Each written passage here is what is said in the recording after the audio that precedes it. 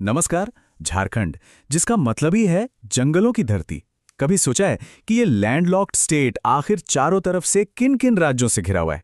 चलिए आज इसी सफर पर निकलते हैं और झारखंड की पांचों सीमाओं को एक एक करके समझते हैं।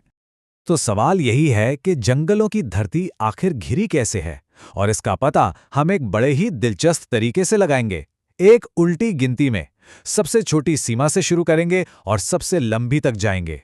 तो फिर तैयार हो जाइए। उल्टी गिनती शुरू होती है उस बॉर्डर से जो इतनी छोटी है कि शायद नक्शे पर एक बार में नजर भी ना आए। यह है झारखंड और उत्तर प्रदेश का एक बहुत ही अनोखा कनेक्शन। जरा नक्शे के उत्तर पश्चिम कोने पर नजर दौड़ाइए।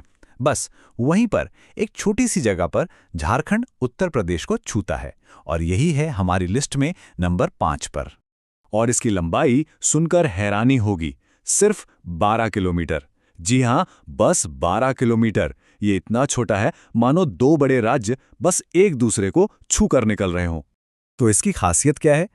झारखंड का सिर्फ एक जिला गढ़वा उत्तर प्रदेश के सोनभद्र से मिलता है, और इन दोनों को जोड़ती है सोन नदी, जो एक तरह से इस बॉर्डर की नेचुरल बाउंड्री बनाती है। अच्छा, अब आगे बढ़ते हैं पठारी इलाकों की तरफ, जहां दो और राज्य झारखंड से अपनी सीमाएं साझा करते हैं। यहाँ की कहानी जरा अलग है, चट्टानों, जंगलों और बेशकीमती खनिजों से भरी हुई। तो हमारी लिस्ट में नंबर 4 पर है पश्चिम की तरफ की सीमा, जहां झारखंड की मुलाकात होती है छत्तीसगढ़ से। ये बॉर्डर लगभग 310 किलोमीटर लंबा है। सोचिए, उत्तर प्रदेश वाले बॉर्डर से 25 गुना से भी ज्यादा। ये सीमा बहुत ही खास है क्योंकि ये छोटा नागपुर पठार के घने जंगलों और मिनरल रिच पहाड़ियों से गुजरती है। एक तरफ प्रकृति है तो दूसरी तरफ इंडस्ट्री। ये दोनों यहाँ साथ साथ चलते हैं, जो इसे एक बहुत ही अहम इलाका बना देता है। चलिए अब जरा दक्षिण की ओर रुख करते हैं, जहां हमारी तीसरी सबसे लंबी सीमा इंतजार कर रही है। ये है ओडिशा के साथ। ये दक्षिणी बॉर्डर करीब 410 किलोमीटर तक फैला है, मतलब पिछली वाली सीमा से भी 100 किलोमीटर ज्यादा। देखिए, ये सीमा सिर्फ एक पॉलिटिकल लाइन नहीं है, ये दक्षिणी झारखंड और उत्तरी ओडिशा की गहरी आदिवासी विरासत को जोड़ती है। यहाँ तक कि प्राकृतिक संसाधन भी साझा हैं। कल्चर, रहन सहन, सब कुछ इतना घुला मिला है कि पता ही नहीं चलता एक राज्य कहाँ खत्म हो रहा है और दूसरा कहाँ से शुरू। तो अब हम अपनी लिस्ट में दूसरे नंबर पर आ गए हैं। ये बॉर्डर एक तरह से एक कॉरिडोर है, जहां से ट्रेड और कल्चर दोनों का बहुत तेजी से आना जाना होता है। जी हाँ, हमारी उल्टी गिनती में रनर अप है झारखंड का पूर्वी पड़ोसी पश्चिम बंगाल। ये सीमा लगभग 500 किलोमीटर लंबी है, जो इसे एक बहुत ही महत्वपूर्ण बॉर्डर बनाती है। अब तो बस एक ही सीमा बची है।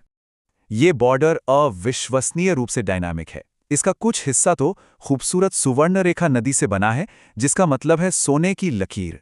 असल में ये पठार को बंगाल के मैदानों से जोड़ने वाला एक बहुत बड़ा इकोनॉमिक कॉरिडोर है, जहां से रोजाना हजारों लोग और सामान गुजरते हैं।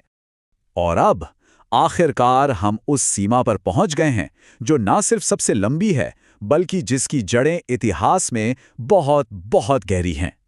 और सबसे लंबी सीमा है उत्तर में, जहां झारखंड अपने मूल राज्य यानी बिहार के साथ एक विशाल बॉर्डर शेयर करता है। ये बॉर्डर लगभग 620 किलोमीटर तक फैला हुआ है। अंदाजा लगाइए, उत्तर प्रदेश वाली जो 12 किलोमीटर की सीमा थी ना, वो इसमें 50 से भी ज्यादा बार समा सकती है। और जब इतिहास को देखते हैं तो ये लंबी सीमा एकदम समझ में आती है।